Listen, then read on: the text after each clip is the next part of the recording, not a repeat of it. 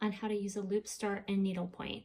You'll see a loop start a lot more in cross stitch, but it's a really cool trick that you can use to make a seamless start on your canvas. For a loop start, you're going to use a strandable thread. So this is the one I have here to go. You can do it with an odd number of strands.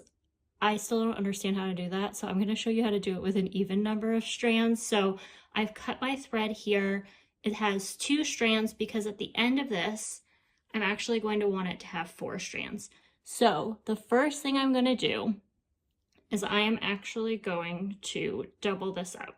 So this is, I cut 2 strands right here, and then I'm doubling it up so there's a little loop at the end. So in total, I actually have 4 strands, and I've stuck my needle approximately where I'm going to actually want to start so that I will know how to do that. And then what I'm going to do is just thread my needle. Feel no shame if you need a needle threader. I need a needle threader all of the time. So, and I've been doing this for a very long time. I cannot, for the life of me, just stick the thread through the needle. So I'll take this end. This is the end with all of the threads here. I'm gonna hold it so you can kind of see it over the mesh. So the other end is going to be the loop. This is the end that you want to thread.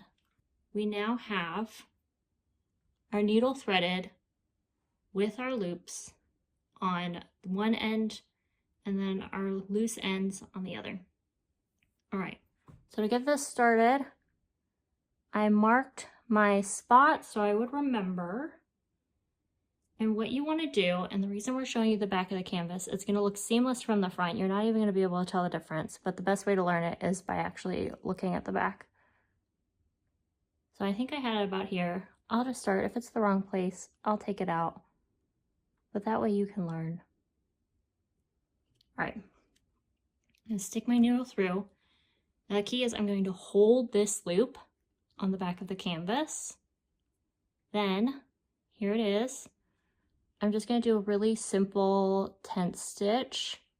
Bring my needle back through. Now we're on the back. Gotta make sure everything comes through appropriately. Here we go. All right. And then you're going to take your needle. So I have my little loop over here. I take my needle and go straight through the loop and pull. And that is your loop start.